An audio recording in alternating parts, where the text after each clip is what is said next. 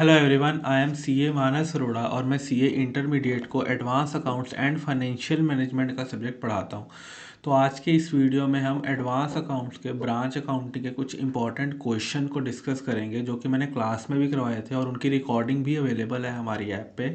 But मैं उनको अलग से एक बार दोबारा से सॉल्व करवाना चाहता हूँ, सो दैट कि लार्जर ऑडियंस जो मेरे को सिर्फ यूट्यूब पे ही देखती है, तो उनको भी मैं ये क्वेश्चन समझा सकूँ। तो उनमें से फर्स्ट क्वेश्चन क्या है कि जो क्वेश्चन मेरी बुक में जो क्वेश्चन नंबर 33 है, तो ये क्वेश्चन कौन सा है? ये क्वेश्चन है जी, PQR has a branch at Houston USA, और ये आपके मई 23 RTP का क्वेश्चन है और ये फॉरेन ब्रांचेस का क्वेश्चन है। तो मैं ये चाहता हूँ कि एक बार ये हम सॉल्व करें, ताकि one of the important question जो मेरे को लगता है कि पेपर में आ सकता है। तो शुरू करते हैं इसको। तो वो क्या कहता है कि जी, PQR has a branch at Houston USA, और नेक्स्ट लाइन में वो क्या बोलता है, USA मतलब फॉरेन ब्रांच है, और नेक्स्ट लाइन में वो क्या बोलता है जी, business of the branch is carried out substantially independent by way of accumulating the cash and other monetary items, incurring the expenses, generating the income and arranging the borrowing in the local currency। तो मोटा मोटी हमको समझ में ये आ रहा है कि वो एक इंडिपेंडेंट ब्रांच है, बट फॉरेन ब्रांचेस तो हमने पढ़ा है कि वो ऑलवेज इंडिपेंडेंट ही होती हैं, वो तो डिपेंडेंट होती ही नहीं है। तो फिर वो इतनी लाइन हमको लिख के क्यों दे रहा है? अगर आप देखोगे इस क्वेश्चन में, अगर आप यहाँ पे पढ़ोगे ट्रायल, ये नीचे हमको ट्रायल बैलेंस दिया गया है और यहाँ पे हमको एडजस्टमेंट्स दी गई हैं। इन एडजस्टमेंट्स में कहीं भी हमको ये नहीं बताया गया कि ये एक NFO है या IFO है, मतलब इंटेग्रल फॉरेन ऑपरेशन है या नॉन इंटेग्रल फॉरेन ऑपरेशन है, और हमको कहीं से पता भी नहीं लग पा रहा। हमको ये पता क्यों करना है कि ये इंटेग्रल फॉरेन ऑपरेशन है या नॉन इंटेग्रल फॉरेन ऑपरेशन है, सो दैट हमको ये पता लगे कि हमको रेट कौन सा लगाना है, रेट ऑफ एक्सचेंज कौन सा लगाना है ऑन माई फिक्स्ड एसेट्स। सबसे पहला तो मेरे को इसलिए पता लगना चाहिए कि ये कौन सा ऑपरेशन है। सेकंड, मेरे को इसलिए पता लगना चाहिए कि जो मेरा difference in trial balance after conversion आएगा, वो मेरे को कहाँ डालना है, वो मेरे को P&L में लेके जाना है या एक्यूमुलेटेड करेंसी अकाउंट में लेके जाना है। अगर तो ये IFO है, अगर तो ये इंटेग्रल फॉरेन ऑपरेशन है, तो P&L में चला जाएगा, और अगर ये आपका NFO है, नॉन इंटेग्रल फॉरेन ऑपरेशन है, तो ये एक्यूमुलेटेड करेंसी एक्सचेंज अकाउंट में चला जाएगा। तो इन दो रीजंस की वजह से मेरे को ये पता होना चाहिए कि ये इंटेग्रल फॉरेन ऑपरेशन है या नॉन इंटेग्रल फॉरेन ऑपरेशन है। तो ये जो लाइन हमको दी गई है यहाँ से, तो हमको कुछ भी आइडिया इतना नहीं लग पा रहा कि ये कौन सा ऑपरेशन है। पर अगर मैं अपना स्टडी मटेरियल खोलूँ, तो स्टडी मटेरियल में अगर मैं एडवांस अकाउंटिंग का स्टडी मटेरियल का पेज नंबर 15.68 देखूँ, तो वहाँ पे NFO में ये लाइन आपको डिट्टो कॉपीड मिलेगी। उसमें क्या बोलता है, द बिजनेस, यहाँ से second line, the business of a NFO is carried on in substantially independent by way of accumulating. Okay, let me इसको मैं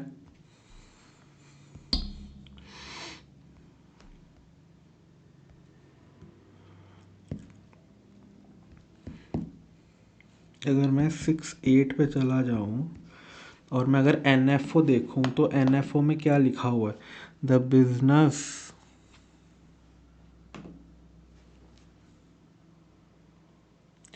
business of a NFO is carried on substantially. ये वाली जो लाइन है, क्या ये क्वेश्चन में मेरे को एज इट इज़ दी गई है, जो कि मेरे इस चीज़ का बेस बनती है कि ये NFO है या फिर IFO है। तो मेरे को ये पता लगता है कि दिस इज़ माय NFO। इस लाइन से मेरे को ये पता चलता है कि दिस इज़ अ NFO। तो इसके लिए जो मेरा फिक्स्ड एसेट का रेट होगा, वो होगा जी मेरा क्लोजिंग रेट। डेप्रिसिएशन भी लगेगी क्लोजिंग रेट पे, और जो इसका डिफरेंस होगा वो P&L में नहीं जाएगा, वो जाएगा जी मेरा फॉरेन करेंसी फ्लक्चुएशन अकाउंट में। ठीक है जी। नाउ नेक्स्ट, अब हम पढ़ते हैं क्वेश्चन। अब हमको ये क्लियर हो गया कि ये NFO है। ठीक है, अब हमको दिया गया है जी, ऑफिस इक्विपमेंट एट कॉस्ट, और ओपनिंग एक्यूमुलेटेड डेप्रिसिएशन दी गई है of office equipment furniture and fixture भी दिया गया है मेरे को कॉस्ट पे, और ये भी ओपनिंग है। ओपनिंग का मतलब क्या है, अगर मेरे को 31 मार्च 2022 का दिया गया है तो ये है 31/1/2021, और ये भी है 1/4/2021 ओपनिंग है। पर ये क्लोजिंग है, ये क्लोजिंग कॉस्ट है। ठीक है जी, कि ये 31 मार्च की कॉस्ट है, कॉस्ट है, कॉस्ट जिस पे ख़रीदा था। ओपनिंग स्टॉक हमको दिया गया है, डॉलर्स में बात हो रही है क्योंकि ब्रांच ही बाहर की है। परचेजेज है जी, सेल्स है जी, सैलरीज है जी, ठीक है, कैरेज इनवर्ड है, खर्चा है, रेंट रेट एंड टैक्सेस है, ट्रेड रिसीवेबल है, पेबल है, कैश है, कैश इन डिमांड है, और हेड ऑफिस का अकाउंट है। और हमने ये देखा था कि हेड ऑफिस का अकाउंट जो ब्रांच की करेंसी होगी वो हमारे लिए कोई मतलब का नहीं है, हमको वो वाला लेना है कि जो कि हेड ऑफिस की बुक्स में होगा। तो इसकी तो हमको इग्नोर ही कर देंगे, हम इसको देखेंगे भी नहीं। नेक्स्ट एडजस्टमेंट में क्या बोलते, कहता है जी सैलरीज आउटस्टैंडिंग खड़ी हुई हैं। तो ये जो सैलरीज हैं, हमने ये फाइनेंशियल स्टेटमेंट्स में ये चीज़ पढ़ी थी कि अगर ट्रायल बैलेंस के बाहर कोई एडजस्टमेंट दी गई है, जैसे ये ट्रायल बैलेंस के बाहर एडजस्टमेंट है, तो इसका डबल इफेक्ट आएगा। तो इसका डबल इफेक्ट क्या आएगा, अगर वो ट्रायल बैलेंस में हमको ये चीज़ लिख के दे रहा है, इसका मतलब ये है कि इसकी एंट्री अभी पड़ी नहीं है। एंट्री नहीं पड़ी है तो इसकी एंट्री क्या होती है, इसकी एंट्री होती है जी सैलरी टू आउटस्टैंडिंग सैलरी। तो ये एक तो सैलरी में जाके इंक्लूड हो जाएगा, जो हमारा टोटल सैलरी का एक्सपेंस है वो 600 प्लस हो जाएगा, 4950 हो जाएगा, जो कि मेरे P&L अकाउंट में आएगा। सिंस हमको बैलेंस शीट नहीं बनानी और सिर्फ ट्रायल बैलेंस ही बनाना है, तो एक आउटस्टैंडिंग सैलरी का अकाउंट भी मेरे को ओपन करना पड़ेगा, जो कि मेरे को अपने ट्रायल बैलेंस में दिखाना पड़ेगा। वो हम ट्रायल बैलेंस में देखेंगे। सेकंड वो क्या कहता है, कहता है depreciate the office furniture and furniture office equipment and furniture and fixtures at 10% at return down value. 10% of return down value पे उसको करना है। तो ये जो हमको ये कॉस्ट दी है ऑफिस इक्विपमेंट की, क्या ये रिटर्न डाउन वैल्यू है या फिर कॉस्ट है? सर ये तो कॉस्ट है, पर मेरे को क्या चाहिए, 10% एट रिटर्न डाउन वैल्यू। मेरे को रिटर्न डाउन वैल्यू का 10% डेप्रिसिएशन लगानी है।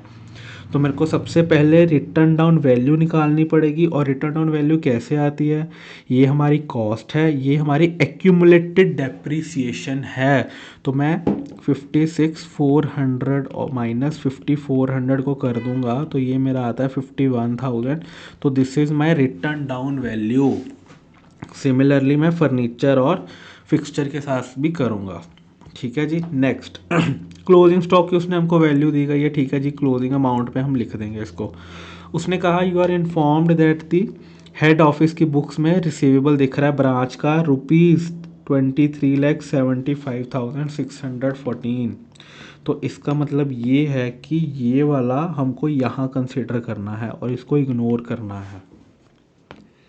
ये वाली जो फिगर है दिस इज दिस, और इसको 37,322 को इग्नोर करना है। नेक्स्ट वो कहता है ऑफिस इक्विपमेंट में कॉस्ट पर हमने एक चीज़ खरीदी थी, वन ऑफिस इक्विपमेंट 2400 रुपये का, जो कि 1/4/2021 को, मतलब हमने शुरुआत में ही खरीद लिया था। ऑफिस इक्विपमेंट का एक कॉस्ट पे एक ऑफिस इक्विपमेंट हमने खरीद रखी थी। इट इंक्लूड्स 1/4/2021 को, इट इंक्लूड्स। तो ऑफिस इक्विपमेंट में वो ऑलरेडी 2400 रुपये उसमें दे ही रखा है। ये जो 5640 है ना, इसमें 2400 it's already included because it includes, वो एंट्री डल चुकी है। नेक्स्ट इम्पॉर्टेंट एडजस्टमेंट जो इस क्वेश्चन को एक इम्पॉर्टेंट बनाती है, वो क्या कहता है, कहता है एक फर्नीचर है, वन फर्नीचर जिसकी कैरिंग वैल्यू बोल रहा है, कॉस्ट नहीं बोल रहा। कैरिंग वैल्यू थी जी $450। किस तारीख को, साल के शुरू में, जिसकी कॉस्ट थी 500 और एक्यूमुलेटेड डेप्रिसिएशन थी 50। क्या कहता है वो, कहता एक फर्नीचर की कैरिंग वैल्यू है हमारे पास 450 और इसकी कॉस्ट है 500 और एक्यूमुलेटेड डेप्रिसिएशन है 50। कौन सी डेट को? 1/4/2021। वो 1/4/2021 की बात कर रहा है, ओपनिंग की बात कर रहा है यहाँ पे। ठीक है जी। फर्स्ट डेट को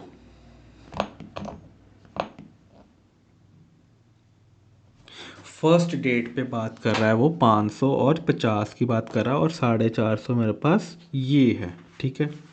वो कहता है ये फर्नीचर था, ये मैंने सेल कर दिया, it has been sold for 405। ये जो हमको फर्नीचर का दिए रखा है ना, ये हमको फर्नीचर की कॉस्ट कितनी दे रखी है टोटल? फर्नीचर की कॉस्ट टोटल 36,068। Depreciation accumulated. ठीक है जी। अब वो क्या कहता देखो इसमें 36,000 में एक 500 का फर्नीचर है, 36,000 में एक 500 का फर्नीचर है जिस पे एक्यूमुलेटेड डेप्रिसिएशन लगी हुई है 50 रुपये और उसकी कैरिंग वैल्यू बनती है 450। बिल्कुल ठीक है, कोई दिक्कत नहीं है हमको। वो क्या कहता ये मैंने सेल कर दिया 405 का। किस तारीख को? Last date of the year. हम कौन से दिन पे खड़े हैं? 31 मार्च को। कहता मैंने लास्ट डेट को ये सेल कर दिया to mister M at no profit and no loss. अगर एक फर्नीचर की कैरिंग वैल्यू इस दिन 450 है और 31/3/2022 को ये मैं 405 का सेल कर रहा हूँ और वो कह रहा है जी गेन और लॉस मेरा कुछ भी नहीं है, तो इसका मतलब है कि 31 मार्च को 405 is also my book value. ऐसा है या नहीं है? 405 मेरी बुक वैल्यू होगी 31 मार्च 2022 को और मैं 405 का ही सेल कर दूंगा, तो क्या इसी रीज़न की वजह से कोई प्रॉफिट या कोई लॉस नहीं होगा? ठीक है। इसका मतलब है कि अगर साल के शुरू में 450 मेरी वैल्यू थी और साल के एंड में 405 मेरी वैल्यू रह जाएगी और बीच में कुछ भी नहीं, ना सेल ना परचेज इस फर्नीचर, ये तो फर्नीचर पूरे फर्नीचर का एक छोटा सा फर्नीचर है, कोई भी टेबल चेयर हो सकती है। तो इसका मतलब है कि बीच में जो जिस रीज़न की वजह से इसकी वैल्यू 450 से 405 हुई, क्या वो डेप्रिसिएशन होगी? अगर 450 से 405 इसकी वैल्यू हो रही है तो इसका मतलब है कि ये जो 45 रुपीज़ है, क्या ये डेप्रिसिएशन है? और अगर आप वैसे भी देखो, अगर मेरा डेप्रिसिएशन का रेट है भी क्या, मेरे डेप्रिसिएशन का रेट है जी 10% ऑन रिटर्न डाउन वैल्यू। अगर मैं सिर्फ इसी फर्नीचर को मानूँ 450 के और अगर मैं इसका 10% करूँ, क्योंकि ये रिटर्न डाउन वैल्यू है, तो भी पूरे साल का 45 ही आता है जो कि यहाँ पे आ रहा है। और इसी रीज़न की वजह से 405 मेरी बुक वैल्यू आ रही होगी और जिस रीज़न की वजह से मेरा नो प्रॉफिट और नो गेन आ रहा है। तो ये मैं मान लेता हूँ कि अच्छा, इसका मतलब ये है कि ये जो मेरा टोटल फर्नीचर है ना, मेरा टोटल फर्नीचर की cost of total furniture is 36,000, जो कि मेरे को ट्रायल बैलेंस में दी गई है ये वाली। ठीक है जी। अब इस 36,000 में से 500 के फर्नीचर की हम ऊपर चर्चा कर रहे हैं और 35,500 के फर्नीचर की कोई चर्चा नहीं हो रही। तो और ये जो हम 500 के फर्नीचर, ये जो 500 के फर्नीचर की हम ये बात कर रहे हैं ये सारी, ठीक है। और इसमें से भी 500 में से भी जो मेरी रिटर्न डाउन वैल्यू है वो तो 450 है और 50 तो मेरी एक्यूमुलेटेड डेप्रिसिएशन है। ठीक है जी, यहाँ तक बात क्लियर हो गई। और अगर मैं यहाँ पे एक्यूमुलेटेड डेप्रिसिएशन का भी चार्ट बनाऊँ, 6840 जो मेरे को दी गई है, इसमें से 50 तो इस फर्नीचर की है, बाकी कितनी बची 6790, वो बाकी फर्नीचर की है 6790, मतलब वो इस फर्नीचर की है, ये वाली इस फर्नीचर की है। ठीक है जी, यहाँ तक क्लियर है। अब वो आगे क्या बोलता है, कहता है मैंने ये फर्नीचर बेच दिया मिस्टर एम को, कोई प्रॉफिट नहीं था, कोई लॉस नहीं था, वो तो हमने बात कर लिया। तुम ना भी बताते तो भी नो प्रॉफिट और नो लॉस ही था, क्योंकि अगर 450 की चीज़ शुरू में है और एट द एंड में 405 की बेच रहा हूँ और उस पर 45 रुपीज़ डेप्रिसिएशन लग गई है 10% के हिसाब से, तो नो प्रॉफिट और नो लॉस ही होगा।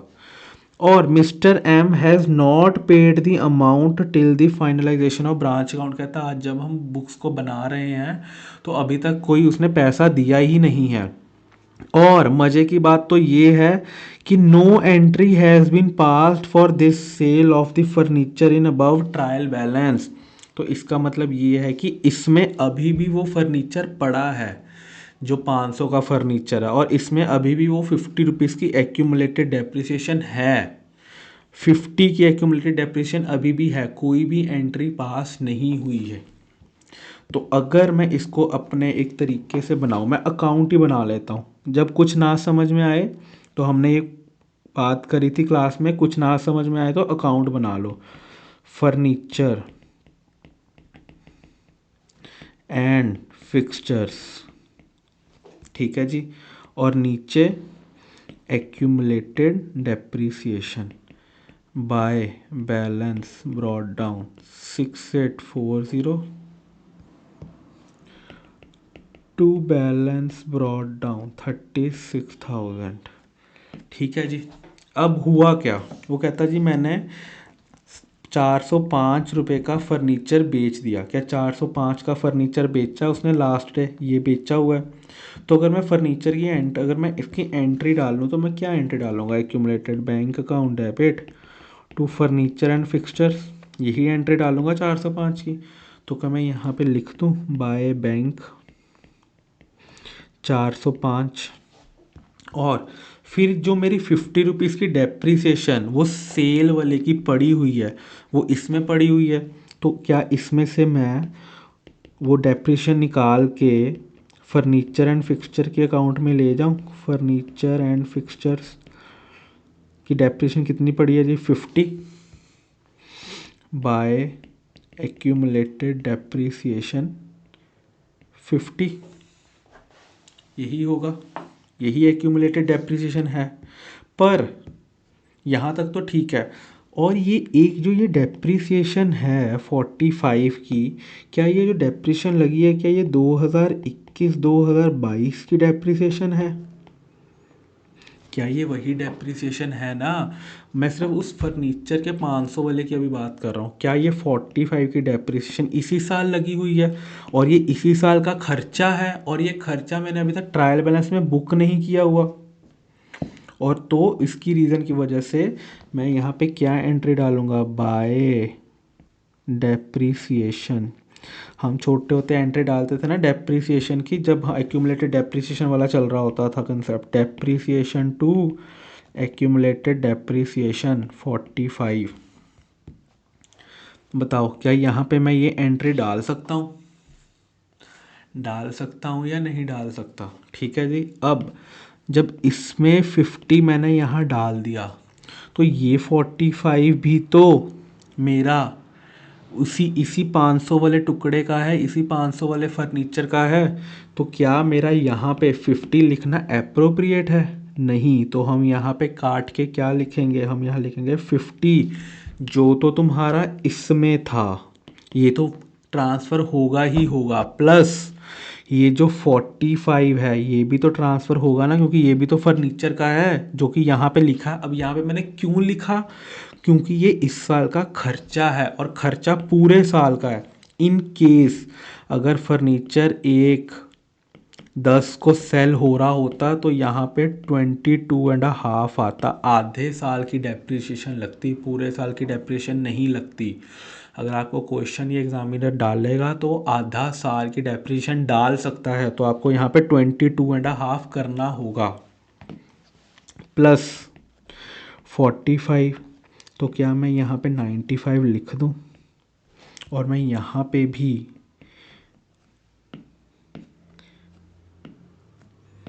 95 लिख दूँ जी। ठीक है जी। अब मेरा सारा का सारा वो 500 वाले टुकड़े का कंप्लीट हो जाता है अकाउंटिंग।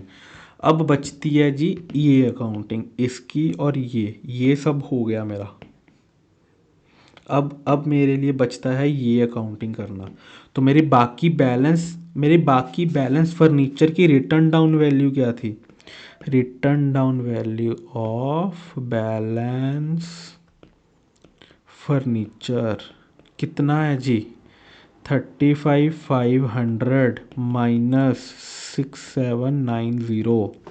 रिटर्न डाउन वैल्यू कितनी है? 35 माइनस 6790 28710। और मेरे को डेप्रिसिएशन कितनी लगानी है जी? 10%। 2871 means my total depreciation for this part of furniture.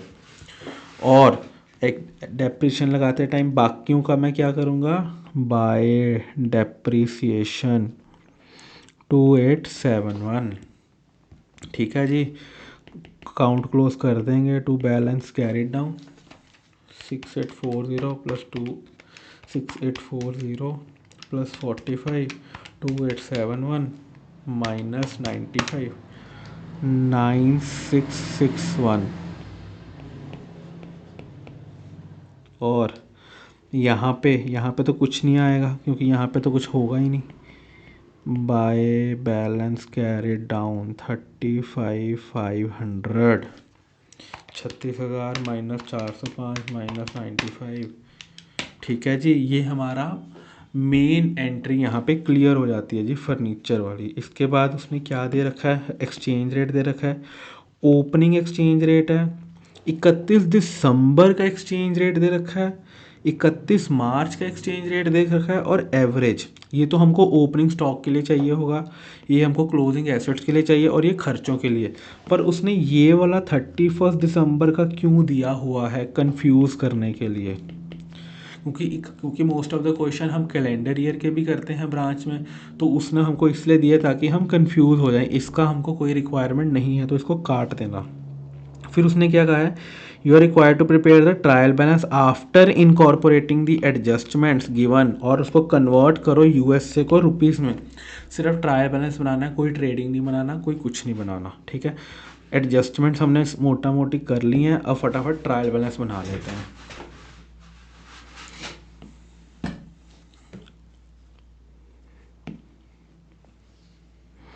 Trial balance में सबसे पहले अपन लिखेंगे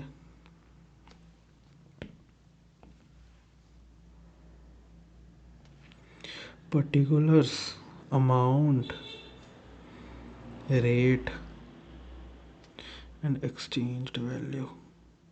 थोड़ा सा इधर कर लेते हैं। Particulars amount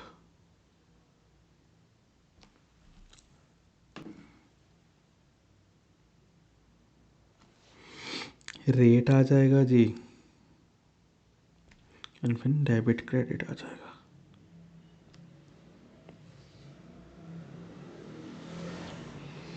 particular amount rate debit and then credit. सबसे पहले क्या आ रहा है जी?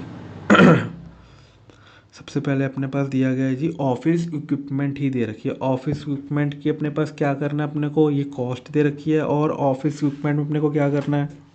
ये उसने एक दे रखा था but it is already included, तो उसको कुछ नहीं करेंगे, हमको सिर्फ 10% डेप्रिसिएशन ही लगानी है। तो ऑफिस इक्विपमेंट में तो कोई चेंज नहीं आएगा, जो भी डेप्रिसिएशन का चेंज आएगा वो एक्यूमुलेटेड में आएगा। तो अपन लिखेंगे जी ऑफिस इक्विपमेंट कितनी अमाउंट है जी डॉलर्स में आपके पास? 56,400। और किस रेट से चेंज करेंगे हम? क्लोजिंग एसेट है तो क्या क्लोजिंग रेट से चेंज करेंगे? और हमारा क्लोजिंग रेट कितना है जी? 75। इकट्ठा सबको मल्टीप्लाई कर लेंगे। Then accumulated depreciation accumulated depreciation हमारे को कितनी दे रखी है ऑफिस इक्विपमेंट की? ओपनिंग 5400, और हमने यहाँ पे डिस्कस भी किया था कि कितनी लगाएंगे हम डेप्रिसिएशन। तो मैं यहाँ पे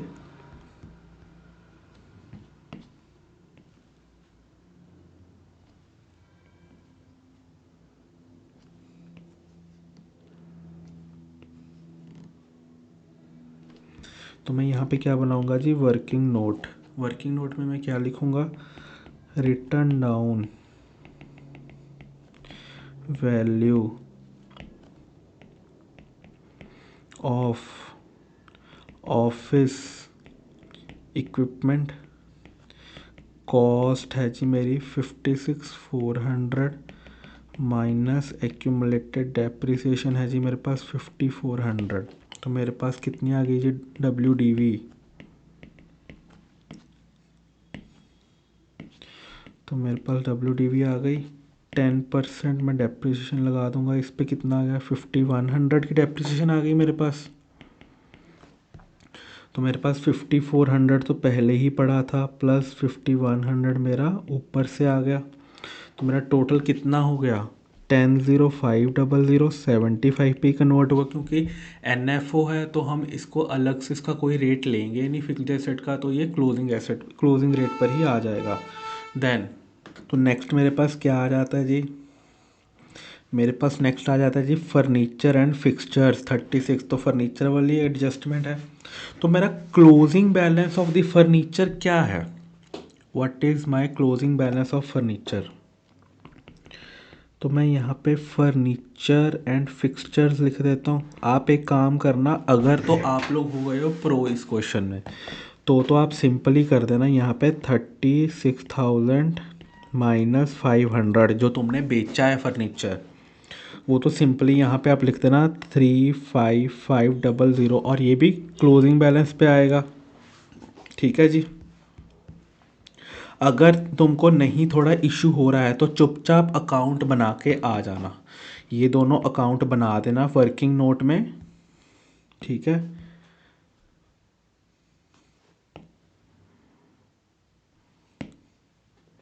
कॉपी, और ये मैं कर रहा हूँ यहाँ पे पेस्ट।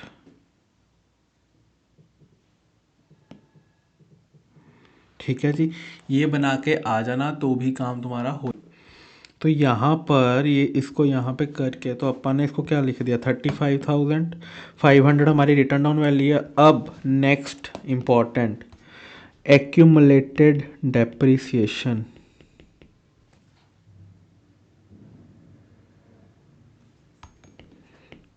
एक्यूमुलेटेड डेप्रिसिएशन, अब इसको कैसे करेंगे? अब सर बिना अकाउंट बनाए तो बहुत ही मुश्किल है ये भाई, समझ ही नहीं आएगा कि कैसे। पर अगर आप लोग प्रो हो, अगर आप लोग प्रो हो गए हो तो भाई लिखो क्या? 6840 तो है, देखो 6480 तो ओपनिंग है, इसमें से माइनस कर दो जो तुम्हारा ओपनिंग में एक्यूमुलेटेड डेप्रिसिएशन पड़ी हुई है जो फर्नीचर हमने सेल किया। ठीक है, और फिर इसमें से आप माइनस कर दो ये वाली डेप्रीसिएशन जो कि तुम लोगों ने वो वाले फर्नीचर पे लगाई है, जो कि अभी हमारे पास बचा है, जो 35,500 पे लगाई है। तो आप क्या करोगे? पहले तो 45 की डेप्रीसिएशन को प्लस कर दो कि भाई इस साल की डेप्रीसिएशन वो है जो हमने सेल करा है, माइनस कर दो आप 95, और फिर आप प्लस कर दो 2871। ठीक है जी, तो कितना आ जाता है? 6840 -50 plus 45 minus 95 plus 2871, 6849 -50 plus 45 minus 95 plus 2871।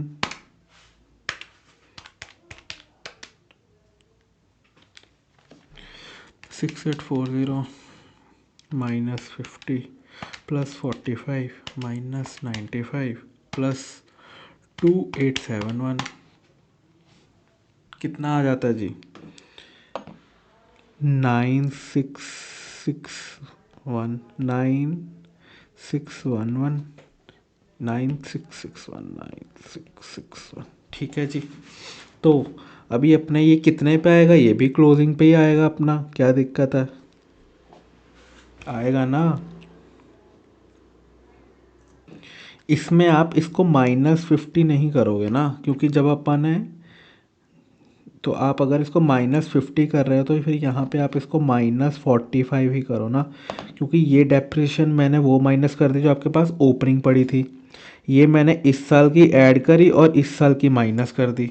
तो आप इसको ऐसे भी लिख सकते हो और आप इसको ऐसे भी लिख सकते हो 6841 +45 -95 +2871। ठीक है जी।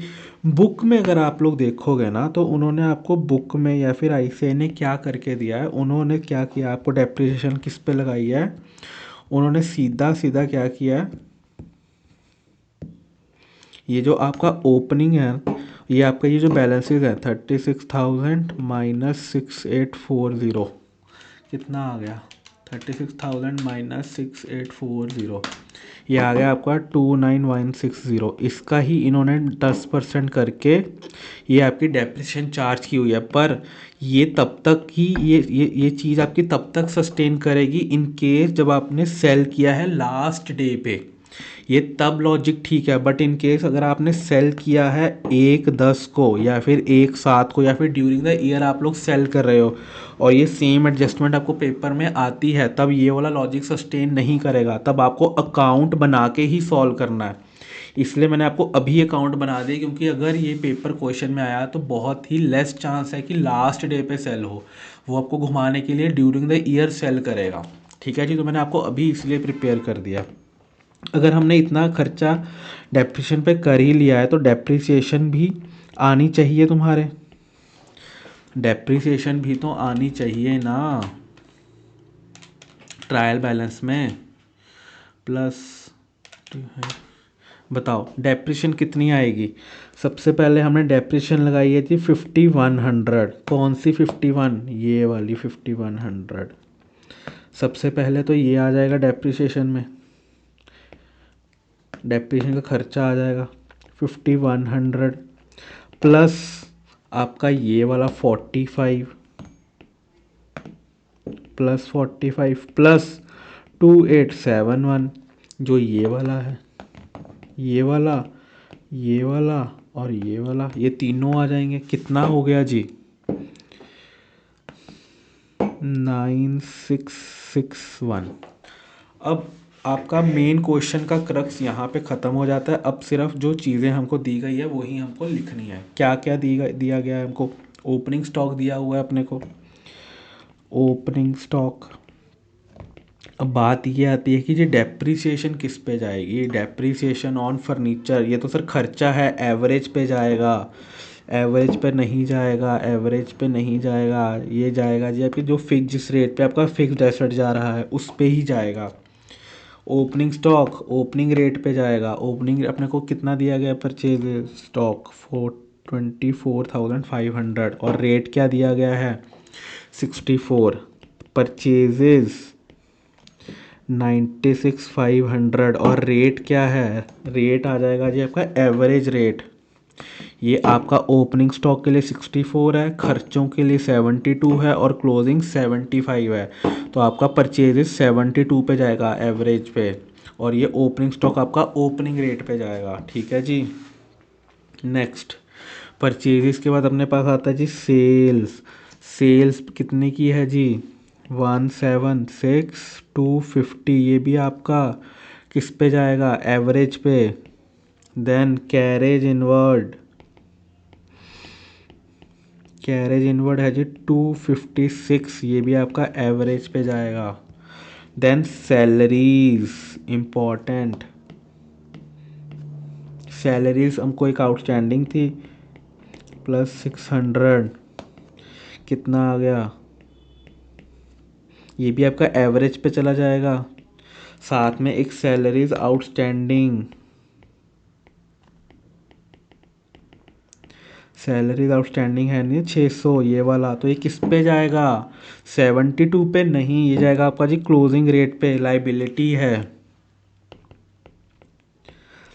रेंट, रेट्स और टैक्सेस, ये आपको दिया गया है जी 956। खर्चा है जी, तो ये जाएगा जी आपका एवरेज रेट पे।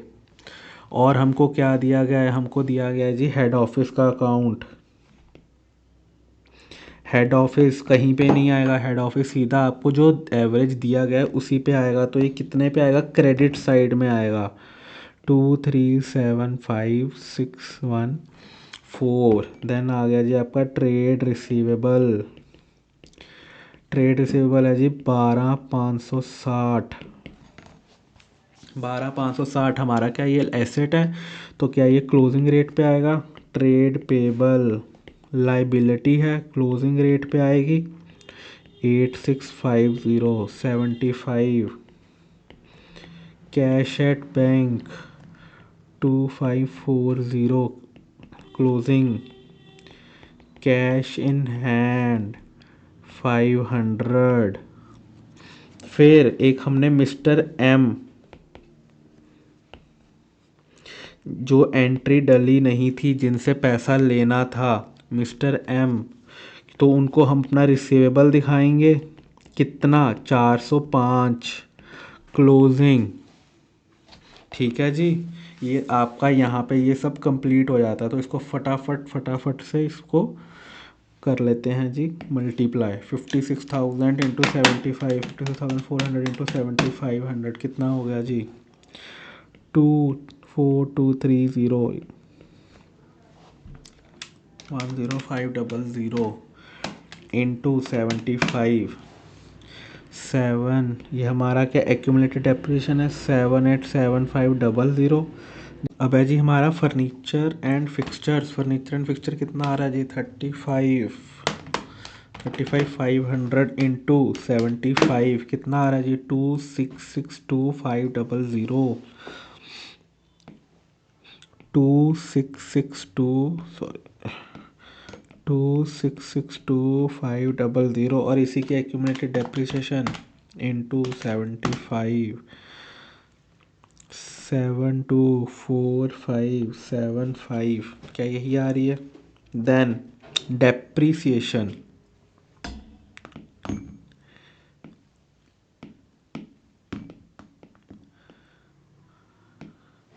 देन आ रही है जी डेप्रीसिएशन 8016 इंटू 75 807 इंटू 75 कितना आ रहा है जी? 601200। नाउ ओपनिंग स्टॉक 45 इंटू 64 कितना आ रहा है? 1568123। 96,500 into 72 6948123। 176250 into 72 1269 256 into 72 4850 into 72 349200। 600 into 75 45,000। 45,000 यहाँ आया credit side. 956 into 72 68832। Head office में हमने लिखा था, कहाँ गया भाई? इरेज हो गया क्या? आपका हेड ऑफिस में आ जाएगा 2375 2375 2375 614 then trade receivable 1250 into 75 942123 trade payable 8060 8650 into 75 648750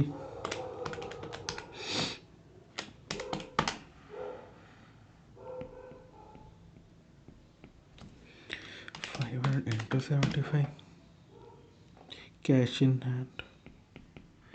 और फिर इससे तो पैसे लेने ही हैं मिस्टर एम से। 30375 टोटल कर लेते हैं जी, क्या आ गया इसका।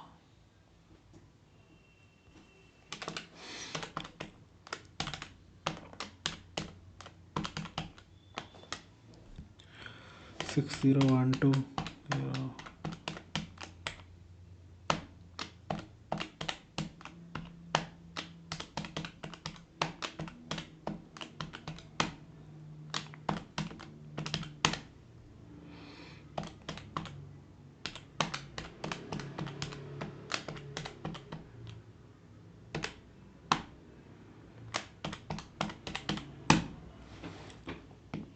ये टोटल आ रहा है जी मेरा डेबिट साइड का। ठीक है जी, क्रेडिट भी कर लेते हैं।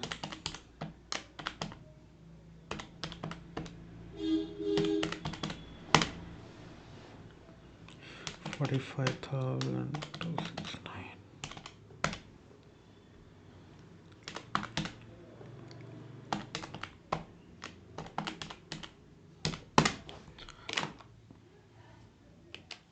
ये टोटल आ रहा है जी मेरा 172